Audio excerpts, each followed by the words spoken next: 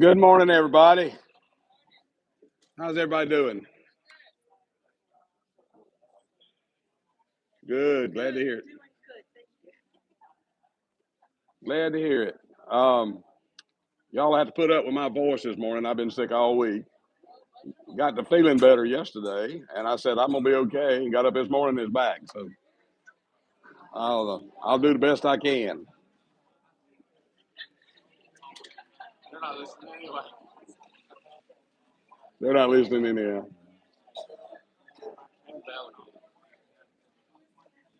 Can y'all settle down? Y'all settle down a little bit. Um, we went to see Sarah Ballou this past week, and she was much improved, we thought, and we left the hospital, and they had to take her back to surgery. She had another broken bone in her left arm that they didn't fix, so she had to go back through surgery again. So yeah, she's had it. Mm. Oh, inside the hospital. They were trying to put her in Union at one point. Nowhere near her family. Nowhere near anybody. Yeah. She was in a bad wreck. Her husband was killed. Sarah and Eddie Ballou. They used to be members of this class, and they were in a bad wreck. He was killed, and the couple in the other class were killed. Sarah's the only one that survived. The other car. So the other couple in the other car were killed. So I don't have any other real news. So I hope y'all had a Merry Christmas. We did, or we will. I say we will.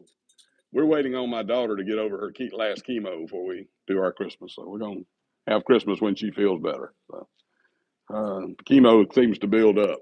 So all right, I don't have anything else. I don't think so. I guess we can pray and get started this morning. Um, yeah, yeah. Tom Pennington's mom passed away suddenly, really, this past week, and I wasn't able to go to the funeral, but Jean paid her respects on our half by half. So sorry about that, Tom. So we got a lot of people out. I don't know if everybody's as bad as if it's the weather or me or what. All right, y'all, let's pray and get started. Rudy, you're standing up. Just pray while you're right there.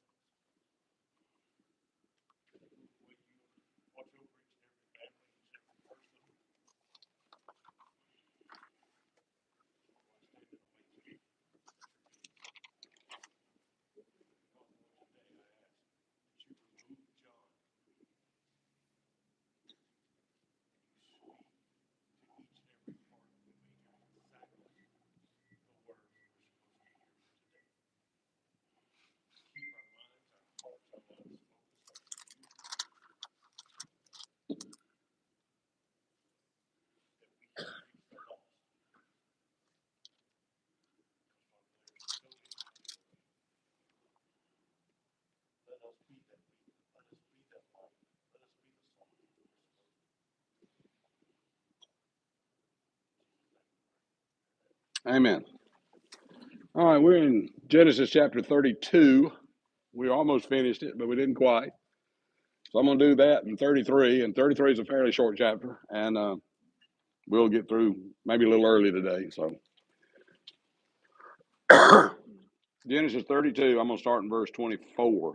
We got down past that, but we need to get there to get the flavor of what's going on. In chapter 32, Jacob is coming back to the land. God told him, he said, go back home. He's going back home. He's headed back, and he expects to meet Esau at some point, and he is worried about Esau. So he sent some messengers to Esau, and the messenger came back and said, well, he's coming to you, and he's got 400 men with him. And so Jacob is very concerned. So he's He's sending presents. He's dividing his people into two groups so that if one gets killed, maybe the other one will survive. He's doing everything, all the defensive things he can do to get through this meeting with Esau, because Esau threatened to kill him, a real threat to kill him. So that's what he's doing, and he has now divided his people, sent them on ahead of him, and he's by himself in verse 24. On one side of a brook, and his family and all the others on the other side. Verse 24, then Jacob was left alone, and a man wrestled with him until the breaking of day. Now, in my Bible, man is capitalized, and I firmly believe that this is a theophany of Jesus Christ, a pre-incarnate, pre-Bethlehem appearance of Jesus as a man. Okay? Now, when he saw that he did not prevail against him, he touched the socket of his hip, and the socket of Jacob's hip was out of joint as he wrestled with him. So they were wrestling, and the man, the theophany, did not prevail. Now, does anybody believe that God really lost to Jacob? Does anybody believe that God really was tied by Jacob? No. This God is working in Jacob's mind, and God is working in Jacob's heart and mind. He's trying to make Jacob a better man. That's what he's trying to do. So he's wrestling with him, but he's not winning, and he's not winning, and they're just wrestling. So, all right. So he touched his hip and put it out of joint. And we talked about that last week. The hip joint is held as a cup with a ball inside it, and the only thing that holds it in there is muscles and tendons and ligaments and things like that. It doesn't pop in and pop out. It's just held there by that. So if you get hit in a certain way and it stretches those muscles, it can get out of joint. So that's what happened to him. Verse 26, and he said, let me go, for the day breaks. Jesus said, let me go. But he said, I will not let you go unless you bless me. Jacob wants a blessing. He realizes this is somebody who could bless him. Jacob knows who this is. Jacob knows who this is. He appeared suddenly out of nowhere. And he said, he knows this is someone who could give him a blessing. He wants something out of this. Verse 27, so he said to him, what is your name? He said, Jacob. Did Jesus not know his name? But does Jacob know who he is? He's this. Jacob is this. He's the supplanter. He's the heel catcher. He's the one who trips up. He's sly, insidious, crooked. Yeah, Arlie. Can you add greedy to that? Sure. Yeah. Yeah, you could. Greedy, crooked, con man. That's who Jacob was. God is reminding Jacob who he was, but he's about to make him a better man, or at least make an attempt to make him a better man. Okay?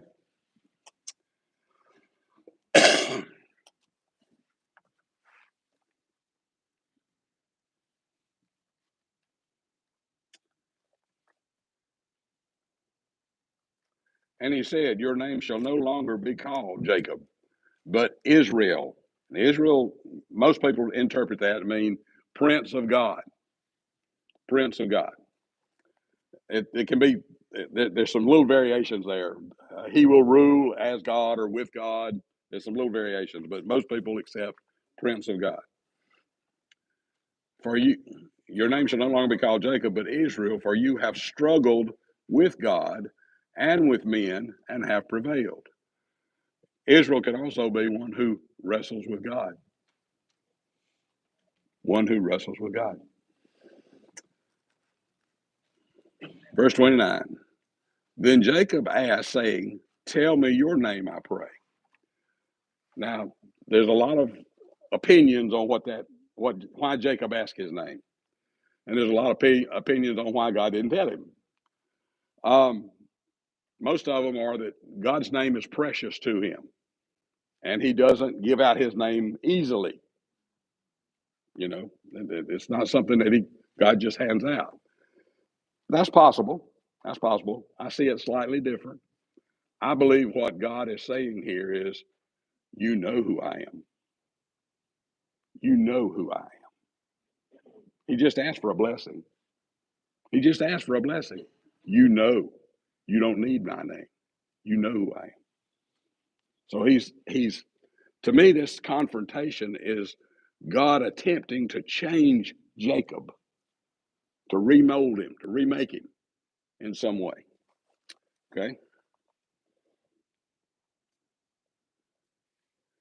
And the man said, Jesus, the theophany said, why is it that you ask about my name? He didn't answer him, did he? Why do you don't need to ask about my name. You know who I am. And he blessed him there. So Jacob called the name of the place Peniel. Peniel. For I have seen God face to face, and my life is preserved. He knew this was God. He didn't have to know it. He was just trying to get something else out of God. All right? He's trying to get something else from him. It's interesting that in Exodus 33, Moses asked to see God. It's on your sheet from last week. This is Moses asking to see God. And he is Moses. And Moses said, please show me your glory.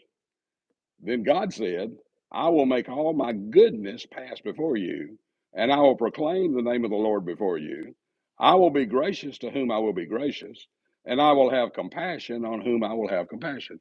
God is saying, I'm going to give you what you asked for, but I'm keeping my sovereignty. I'm still sovereign God. You ask, and I will give you that, but I'm going to remain sovereign God. That's what he's saying here. I'll have compassion on whom I have compassion. I'll extend mercy to whom I want to give mercy to. I'm still sovereign God, even though I'm granting your request. Okay?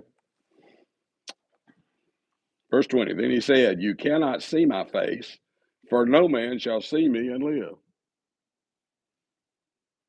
But Jacob said he saw him face to face and survived. So we're going to have a little talk about that in a minute. The Lord said, here is a place by me. You shall stand on the rock. So it shall be, while my glory passes by, that I will put you in the cleft of the rock, cover you with my hand while I pass by. Then I will take away my hand, and you shall see my back. Now in the King James, it says back parts. And you look that word up, and it means his hind end. The hindermost. That's what it means. You look it up. Back parts. But my face shall not be seen. The difference is this. Moses wants to see God in his glory. Human can't do that. Human can't do that. Can't see God in his glory and survive. Jacob is wrestling with God, but he appeared as a man. That's the difference. Moses wanted to see God in his glory. Can't do that. Jacob wrestled with a man. It was God appearing as a man, and he saw his face and survived. That's the difference. Okay? See the difference? All right. Verse 31. Just as he crossed over Penuel, now that's spelled slightly different, but it doesn't matter. They use vowels very, when they wrote the Bible, there were no vowels in it, right? There were no vowels. They added the vowel. You add the vowels yourself. There were no vowels. You people that are old enough to remember Osama bin Laden or Usama bin Laden, it was both. Sometimes it was Osama, sometimes it was Usama. That's the way they are in that area. Vowels are fungible. They can do what they want with them. So. All right. So it spells slightly different, but it means the same thing. Face of God. For I have seen the face of God. That's what Peniel means, face of God. Just as he crossed over Penuel, the sun rose on him, and he limped on his hip. He limped on his hip. His hip didn't go back in place. God didn't heal him. He never healed him. When he was an old man, his hip was still bothering him. Look on your sheet. This is in Hebrews 11, but this is describing Jacob as he was dying. By faith, Jacob, when he was dying, blessed each of the sons of Joseph and worshiped, leaning on the top of his staff, using it as a crutch. Because from this age till death, his hip was giving him trouble. God never fixed it. So, verse 32. Now, this is not law, this is tradition. This is tradition, not law.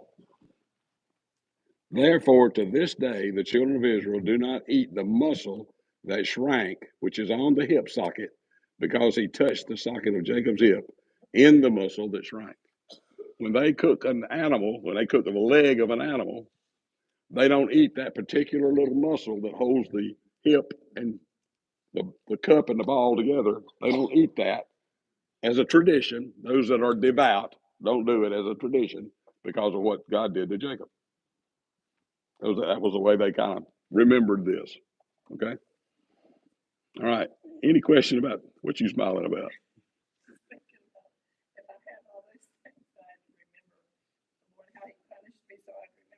Yeah. Oh, I know. Any question about 32? Anything? No? We good? Don't try that. It won't work with me. Frank.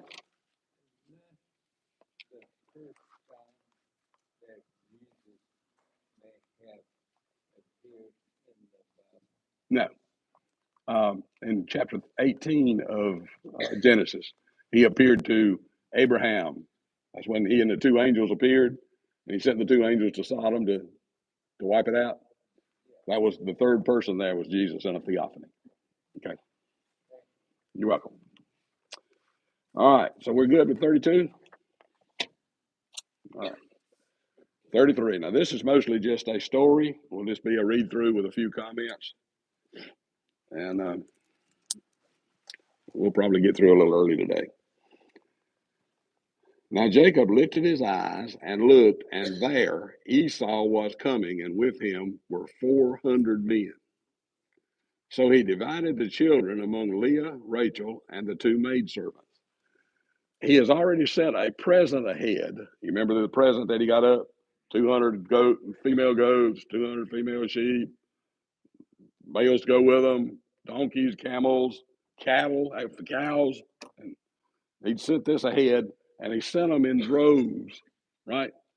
There'd be one come, and then later another would come, and then later another would come. They were coming in waves. He's doing the same with his children here, with his wives and children. His concubines, his two concubines, two wives, and 11 children, or 12 children, counting Dana. 12 children. Verse 2. And he put the maidservants and their children in front.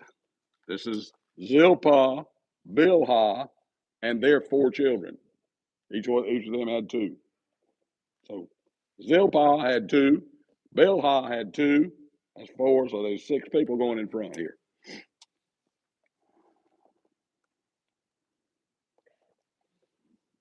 Leah and her children behind, and Rachel and Joseph last. These are the 2 actual wives that he married. They're not the concubines. In case you weren't here when we talked about it, a concubine is not a prostitute, not a sex slave. A concubine is a second level wife. He married Rachel.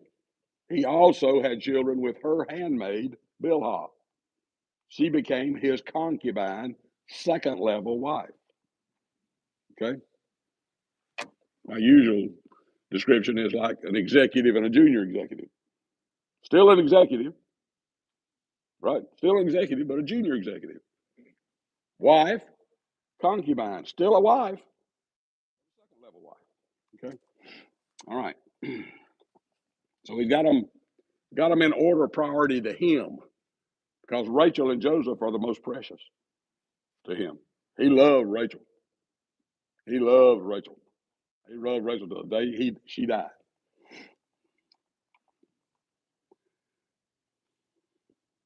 Then he crossed over before them and bowed himself to the ground 7 times until he came near to his brother.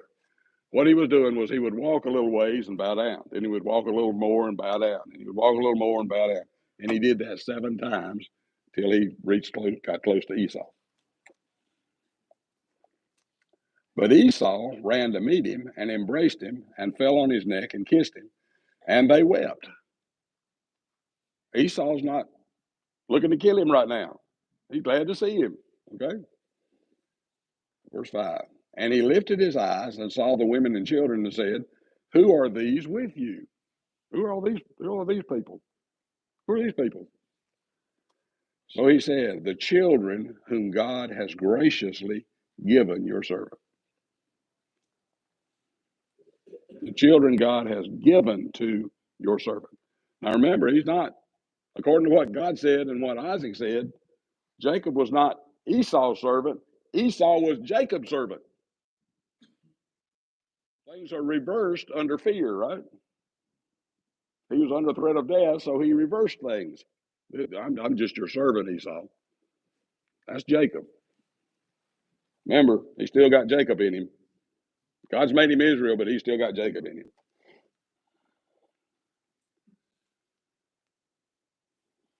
Verse 6. Then the maidservants came near, they and their children, and bowed down. And Leah also came with her children, and they bowed down. Afterward, Joseph and Rachel came near, and they bowed down. So they're all coming to bow down to Esau. Verse 8. Then Esau said, what do you mean by all this company which I met? All these animals that you sent ahead. Goats, and sheep, and camels, and donkeys, and cows.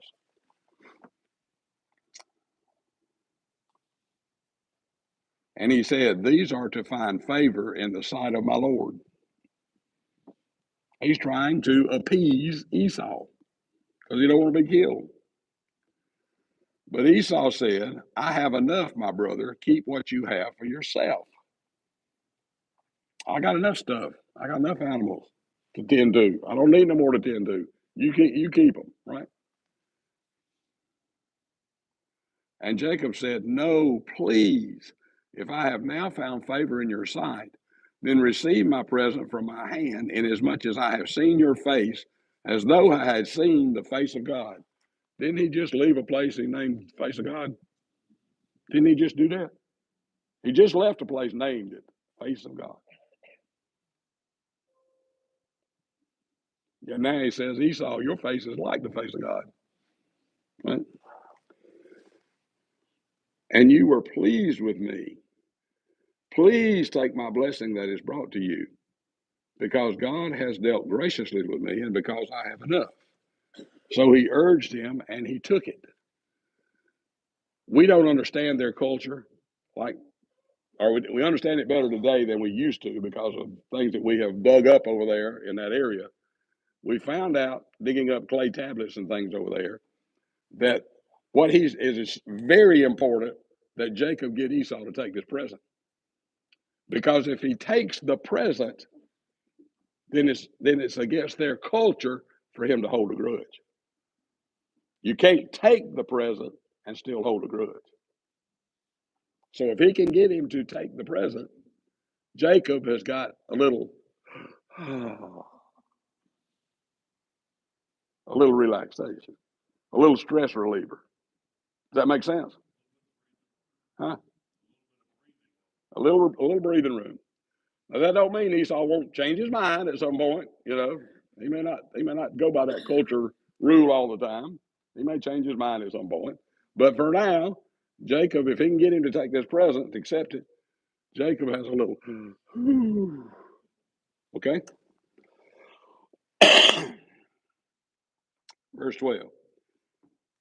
Then Esau said, let us take our journey. Let us go, and I will go before you.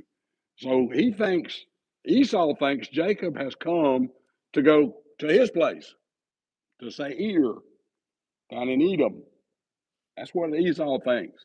He's coming to stay with me in Seir, down in the country of Edom. Okay?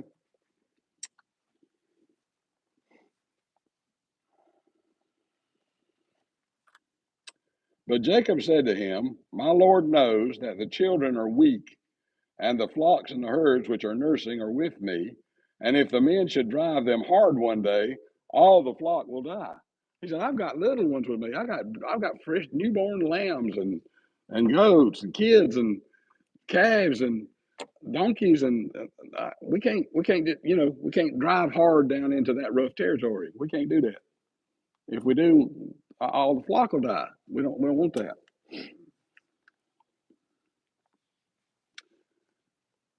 Verse 14.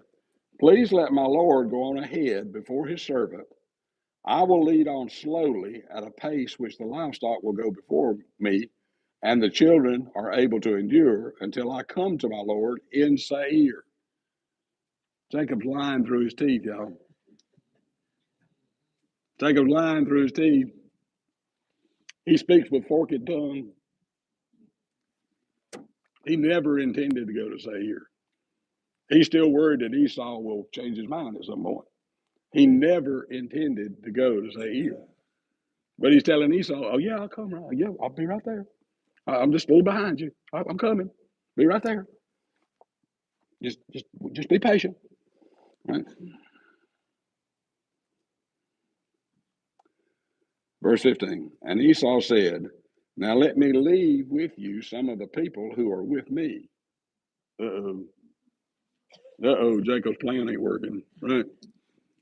I'm gonna leave some guides here. I'm gonna leave some guys here to go with you and help you with the flock and lead you down there, and yeah, we're gonna get you to Seir. Yeah. But he said, What need is there? Let me find favor in the sight of my Lord. Jacob said, I don't need that. He really didn't need that. He really, really, really didn't need that. So, verse 16. So Esau returned that day on his way to Seir, and Jacob journeyed to Succoth. Succoth. It wasn't called that then, it's called that now. It was called that after he got there. He journeyed to an area to Succoth, built himself a house, and made booths. Succoth means booths. That's what the word means. It means booths. The Feast of Tabernacles is also called the Feast of Sukkot, the Feast of Booths. Right? The Israelis build a booth, and yeah, it's interesting to see. They'll have high-rise apartments over there in Israel, and out on the patio will be a little booth. Out on the balcony, they'll build a little booth out on the balcony, and they'll move in that booth and live there. And they got a nice apartment right there because they're being observant to the Feast of Tabernacles or the Feast of Booths. You can pull it up online and see it. It's not hard to do. Just pull it up online. High-rise apartment, and on the balcony to be booths built outside. Little rough wood booths built. That's what they were. After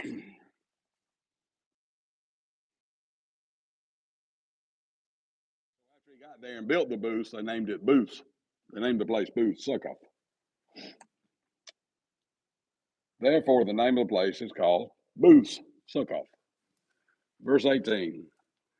Then Jacob came safely to the city of Shechem, which is in the land of Canaan, where he came from Padan Aram, and he pitched his tent before the city, and he bought the parcel of land where he had pitched his tent from the children of Hamor, Shechem's father, for 100 pieces of money. Now, we don't know what kind of money or anything. We don't know. 100 pieces of some kind of money. Then he erected an altar there and called it El Elohe Israel, God, the God of Israel. God, the God of Israel. Now, the King James says that he came to a different city first. He came to a city called Shalem. Shalem. Most everybody knows what shalom means, right? What shalom mean?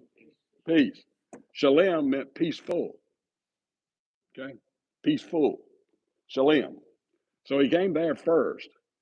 And that's near this place or there, one of the suburbs of this or whatever. I don't know how it was, but it's a funny thing that he came to a place called peaceful, because in the very next chapter it is anything but peaceful.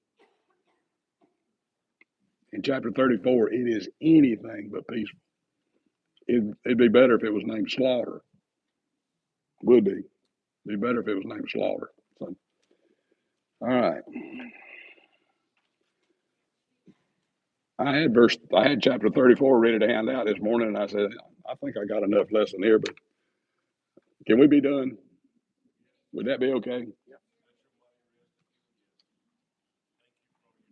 I'm actually going to an urgent care when we leave here, so I had my cough drop here ready. So, any questions about anything? Comments? Yeah, Harley. Who was the more honorable man, Jacob or Esau? Esau was probably a better man as far as just man goes, but he had no faith. God couldn't use him because he had no faith. But he was probably the better man. He forgave Jacob. Jacob was all that stuff, and he lied to Esau, and he lied about this, stole it, whatever. Is God being patient with Jacob? That's the only reason he lets him get away with it. God's being patient with me. God's being patient with you.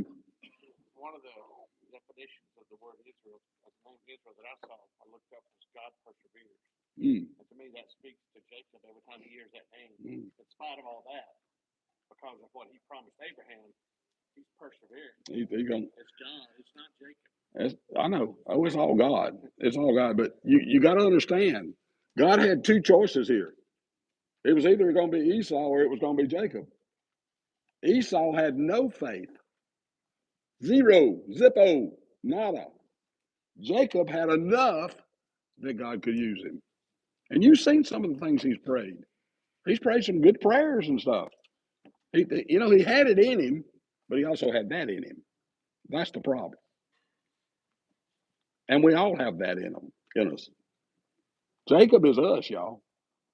We talked about how bad Jacob is. Well, guess what? We're all got that in us. I've heard people say, a lot of times on TV, on the TV shows or something, they'll say somebody killed somebody. It's like, my son would never do that. Yeah, he would. Just push the right button, right? You don't know what you do in a stressful situation. Hit the right button on somebody and they will. We all got that in us, y'all. We're all capable of that. When they say somebody's not capable of doing something, they are. They are. So God's being patient with me too, Arlie. And you, and you, and you, and you, and you, and you, everybody else. So. All right, anything else? I've been sick all week. I've got this congestion. I can't get rid of it. I was getting better yesterday, and I'm worse this morning. So came back on me. So I'm gonna go see why. What? Oh, I didn't do the sheet, did I? Oh shoot. No, I didn't do the sheet. Go back to verse 17. Let me do the sheet right quick. Yeah, we can wait. We can do that on our own. Yeah. Well, the point on the sheet is that Jacob's not doing what God said for him to do. God told him to go to his family. He's running away from his family. God told him, go back home, go to your family. He did everything but go to his family. Because that's who Jacob is. He's running away. So that's the point of that sheet. So you can do it on your own. Y'all can get that. I don't need to be your only study point, y'all. Y'all need to do your own studies. So I don't need to be your only one. Okay. Anything else? I'm supposed to make y'all question. You're supposed to go home and check and see if what I said was true. Acts 17:11 says you're not supposed to believe anything John Revis says. It's in the Bible. Don't believe anything John Revis says. Okay. All right. Can somebody pray for Todd? Pray for me. Heavenly Father, thank you for today. Thank you for the opportunity that we have to be in your house again this morning. Thank you for your patience with each one of us. Thank you for the lesson that John's brought to us this morning. Lord, I pray that you would help John with this sickness. As he goes to urgent care, I pray that they'll know exactly what it is and they'll be able to give him something that he'll be able to recover quickly. I pray that you bless him and bless Gene, give them the rest that they need to be with us as we go forward into preaching hour, and help us to worship you in spirit and truth. In Jesus' name, amen. I had that sheet once there was a great nation back there. If anybody wants a copy, it's back there on the table.